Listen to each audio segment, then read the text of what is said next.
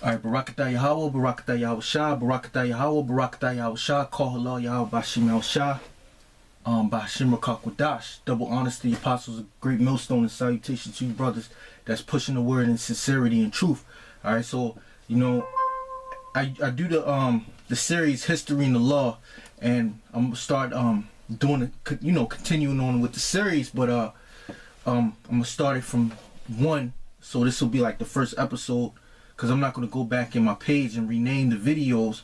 But you know, in this series, through the spirit of Yahweh Ba'ashim Yahushua Ba'Hashim Rakak Wadash, I would like to illustrate or give you the vision of our people in the ancient days, and you know, bringing the laws that they broke, you know, and bringing precepts, you know, to show you that, look, man, our people went off. That's why we're in the situation we're in today.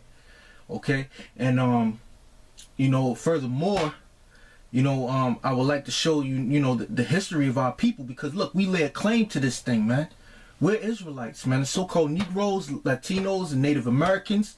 Okay, if you're a part of that lineage, then your fathers go back, and how do we know? Because we can't trace our lineage back to a T, but we know through the spirit. All right, like it's written in let me see, this is Romans. Let me get the quick precept real quick. It's Romans 8:16. Romans 8:16, it says, the spirit itself beareth witness with our spirit that we are the children of the power.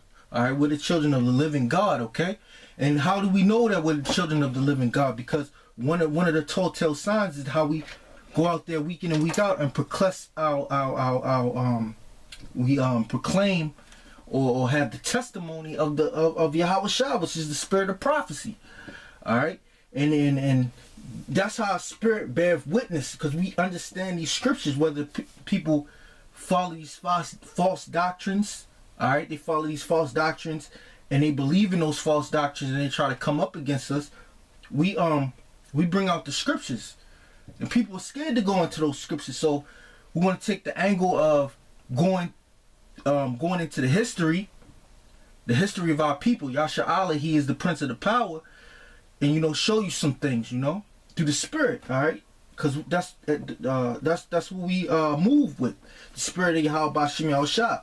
All right, not any other names, not Yahweh, not Yahshua. We come in the spirit of Yahweh and Yahweh Shah. All right, so I'm gonna start with this particular video. We're gonna go into Judges, the second chapter. All right, and we're gonna continue. We're gonna go into different chapters, different events that took place in the scriptures. All right, so like I said, continuing the series, but this will be the first video of the continuous series, History and the Law. All right, so all right, we'll take a look at Judges, the second chapter, real quick. And it's not too much of a long chapter, but we're gonna go into it. Bear with me for a second. Let me get to it. This is Judges, the second chapter. All right. It says, and an angel of the Lord came up from Gilgal to Boshim, and said, I made you to go up out of Egypt, and have brought you unto the land which I swore unto your fathers. And I said, I will never break my covenant with you. Okay, so who's the covenant for? The Lord sent the angel to basically reaffirm the Lord's words that he made to our fathers Abraham, Isaac, and Jacob. All right, the Lord made a covenant with Israel and not with any other nation. All right, it says, and he said he will never break that covenant. Verse 2, it says, and ye shall make no league with the inhabitants of this land. You shall throw down their altars, but ye have not obeyed my voice. Why have ye done this? And this is what the children of Israel did. They didn't follow after the command of the Lord. The Lord said, make no league with the inhabitants of the land.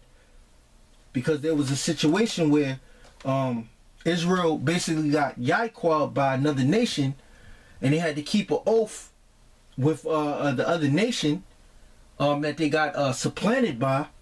All right, and what happened? The Lord said that they would be a thorn in the spine of Israel, man. All right, and the reason why the Lord told the nation of Israel to throw down their altars, all right, throw down the nation's altars, and spare not, have no pity, because the other gods of these other nations, if Israel was to follow after them, that would be a snare and a trap unto them. Which in the history we find that is true.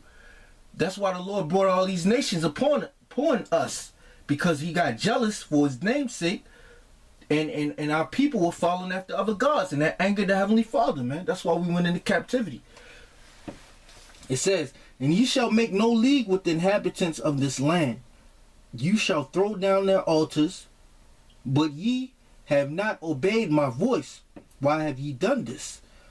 Wherefore I also said, I will not drive them out from before you, but they shall be as a thorn in your sides, and their God shall be a snare unto you. And I just read that, you know, because we didn't follow what the Lord said. The gods of the other nations shall be a snare unto us, all right, and a thorn on our spine, meaning we will catch hell from these other nations. We had to constantly fight these other nations, and that happened.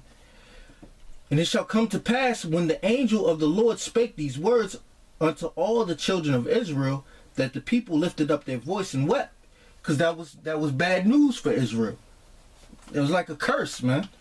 It says, and they called the name of this place Bochim, B-O-C-H-I-M, Bochim, which that means weeping, okay? And it says, and they sacrificed there unto the Lord. And when Joshua had let the people go, the children of Israel went every man unto his inheritance to possess the land. And the people served the Lord all the days of Joshua, and all the days of the elders that outlived Joshua, who had seen all the great works of the Lord that he did for Israel. So back then, everybody that was with Joshua, you know, they did the works of the Lord, you know, and they believed in the Lord Yahweh Bashim Yahushua. But the people that would come after him, the children that would come after him, what happened to them? All right, we're going to find out. It says, and when Joshua had let the people go, the children of Israel went every man unto his own inheritance to possess the land. And the people served the Lord all the days of Joshua, and all the days of the elders that outlived Joshua, who had seen all the great works of the Lord that he did for Israel. And Joshua the son of Nun, the servant of the Lord, died, being 110 years old. And they buried him in the border of his inheritance in Timnath-Heres, in the mount of Ephraim. Because Joshua, that proves that right there proves that Joshua was a Ephraimite. He was of the tribe of Ephraim, because he was buried in the lot of his fathers. All right, the Ephraimites.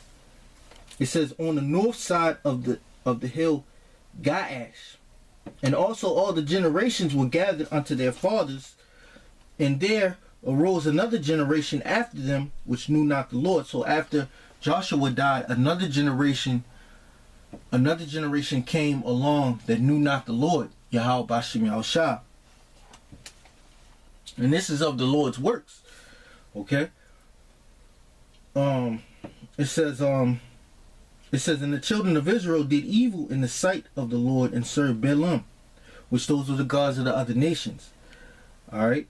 And it says, and they forsook the Lord power of their fathers, which brought them out of the land of Egypt, and followed other gods of the gods of the people that were round about them, and bowed themselves unto them, and provoked the Lord to anger. So then, by them serving the other gods, not knowing the power that brought them out of Egypt, that angered the Heavenly Father. So now I must go to this precept right here. I'm gonna start at Deuteronomy 7, and I'm gonna read the first chapter. All right, this is Deuteronomy 7:1. It says, when the Lord thy power shall bring thee into the land, whither thou goest to possess it, and have cast out many nations before thee. Because it was the Lord that fought before the nation of Israel to cast out the other nations that were before Israel, to get them their land, the lot of their inheritance, which is the land of Israel. All right, and that's what the Lord is going to do again. He's going to fight before us, you know, and he's going to get us the land of Israel. All right. It says, and have cast out many nations before thee, the Hittites, and the Girgashites, and the Amorites, and the Canaanites, and the Perizzites, and the Hivites, and the Jebusites, 7 nations greater and mightier than thou. So these were Hamitic nations. These were the sons of Ham. And the Lord fought before us, the nation of Israel. And these were mighty nations, all right? That trusted in their military might. That trusted in the power of their army, all right? That trusted in the size of their men, all right? But the Lord fought before us to get us the land that he promised our fathers, Abraham, Isaac, and Jacob, all right? Verse 2, it says, and when the Lord thy power shall deliver them before thee, thou shalt smite them and utterly destroy them. Thou shalt make no covenant with them, nor show mercy unto them. Neither shalt thou make marriages with them. Thy daughter thou shalt not give unto thy son, nor his daughter shalt thou take unto thy son.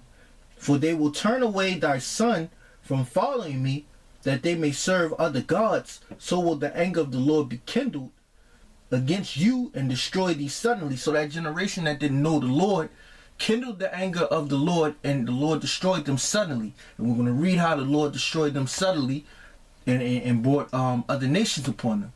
All right. So you're back in Judges, the 2nd chapter. After Joshua died. All right, we're reading the 10th verse, and it says, and also all that generation were gathered unto their fathers, and there arose another generation after them, which knew not the Lord. And the children of Israel did evil in the sight of the Lord, and served Balaam. And they forsook the Lord power, which his name is Yahweh, of their fathers, which brought them out of the land of Egypt, and followed other gods of the people that were round about them. And they bowed themselves unto them, and provoked the Lord to anger. And they forsook the Lord, and served Baal and Ashtaroth. So Baal and Ashtaroth, they're gods of the other nations that the nation of Israel that knew not that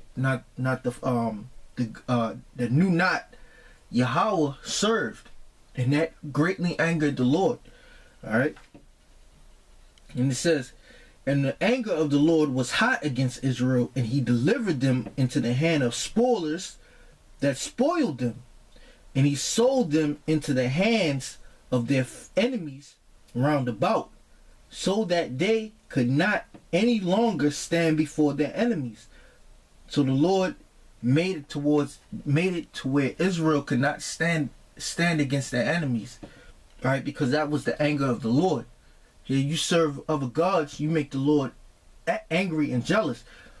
In the scriptures you'll find, when you read the history, the Lord is continually saying to the nation of Israel, I brought you out of the land of Egypt.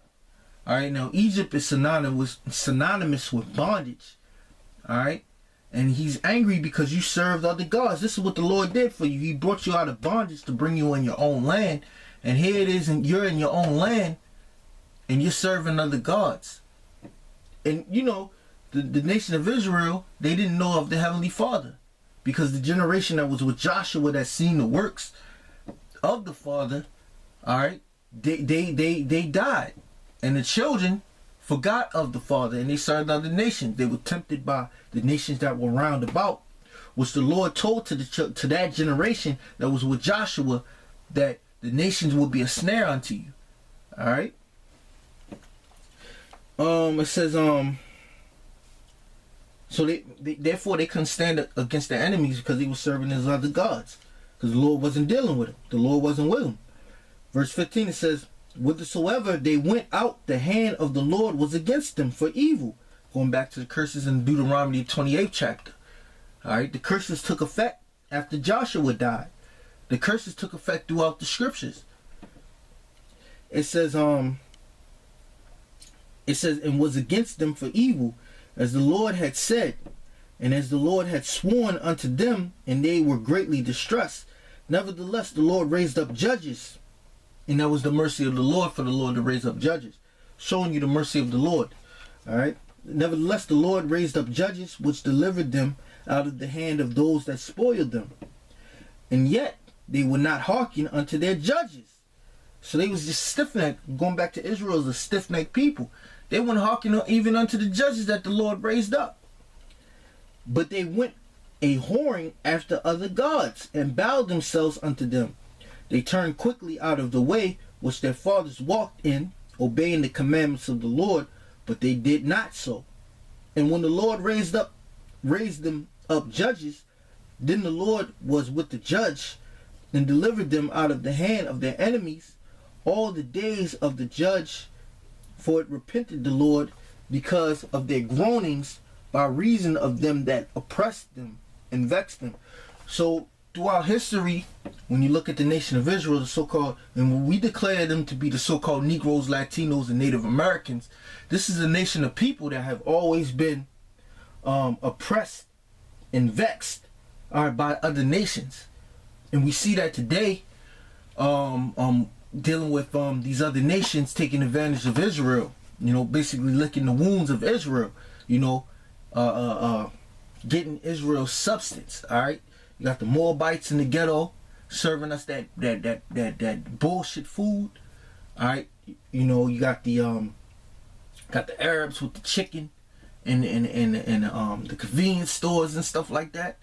All right, just vexing our people, man. You got Esau on top of us, oppressing us. You got all these other nations that follow after Esau, that profit off of the nation of Israel. All right, it's nothing new under the sun, like the scriptures say. All right, but back then the Lord raised up judges, so He would have mercy on the nation of Israel. All right. Now, all right, going back into Judges, and it came to pass when the judge was dead, that they returned and corrupted themselves more than their fathers, in following other gods to serve them, and to bow down unto them.